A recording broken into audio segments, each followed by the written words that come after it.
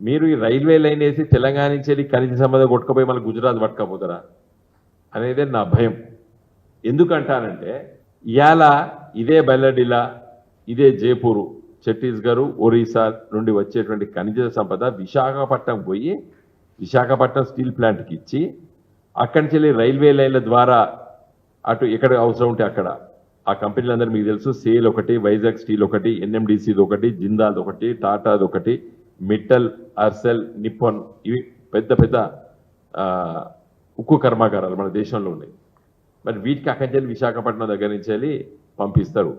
కొంత గుజరాత్కు, మహారాష్ట్రలో నాగ్పూర్ దగ్గర ఉంది, అది దానికి ఏం కాదు. కానీ గుజరాత్కు మనం పంపించాలంటే వాళ్ళు ఏం చేస్తారు, విశాఖపట్నం నుంచి ఓడరేవులో పట బంగాళాఖాతం నుండి, హిందూ సముద్రం నుండి, మళ్ళీ అరేబియన్ మహాసముద్రం నుంచి మళ్ళీ గుజరాత్ దగ్గర తీసుకుపోతారు.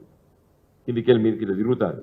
ఏది సముద్రంలో తీసుకుపోతారు, ఏది ఈ ఖనిజ సంపద.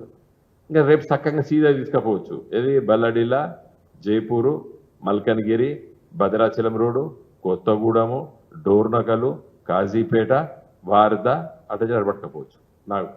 కాబట్టి ఇట్లా కాకుండా మా డిమాండ్ ఏంటంటే ఆంధ్రప్రదేశ్ రాష్ట్ర విభజన చట్టంలో ఉక్కు కర్మాగారం పెడతామని చెప్పి మీరు తెలంగాణలో ఇలా పెట్టాలి.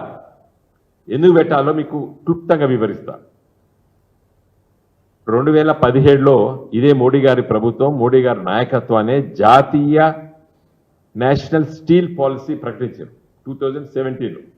ఇది చాలా ముఖ్యం మిత్రులారా. దాంట్లో ఏం చెప్పారు, ఈరోజు సగటు మనిషి 61 కేజీలు ఇవాళ కన్జ్యూమ్ చేస్తాడు పర్ ఇయర్. అంటే కానీ లెక్కేస్తారు, అట్లా మనిషి ఒకటి తింటాడా అది, కానీ పర్ హెడ్ గింత అని లెక్కేస్తారు. వాళ్ళు ఏం చెప్పారు, 2030 వరకు దీన్ని 158 కేజీలు పర్ పర్సన్కు దీన్ని పెంచాలన్నారు. అంటే ఇప్పుడు 61 కేజీలు ఉంటే 158కి పెంచాలని, అంటే దాదాపు 2.5 times పెరగాలి. ఇలా స్టీల్ దేశంలో 125 మిలియన్ టన్నులు ఉత్పత్తి అవుతున్నది. దాన్ని దాదాపు వాళ్ళు ఏం చెప్తున్నారంటే దీన్ని 300 మిలియన్ టన్నులు పెంచాలని చెప్పి చెప్తున్నారు. 300 మిలియన్లు అని చెప్తున్నారు. మర్చిపోయండి టైపిస్ట్, 300 మిలియన్ టన్నులు అని చెప్తున్నాడు. కాబట్టి ఇలా చాలా అవసరం ఉంది దేశానికి. ఇప్పుడు ఎంత ఉత్పత్తి అయితే, ఇప్పుడు ఎంత చేస్తున్నాం మనం, 125 మిలియన్ టన్ను పర్ కెపాసిటీ ఉన్నది, దాన్ని 300కి పెంచాలంటున్నాం.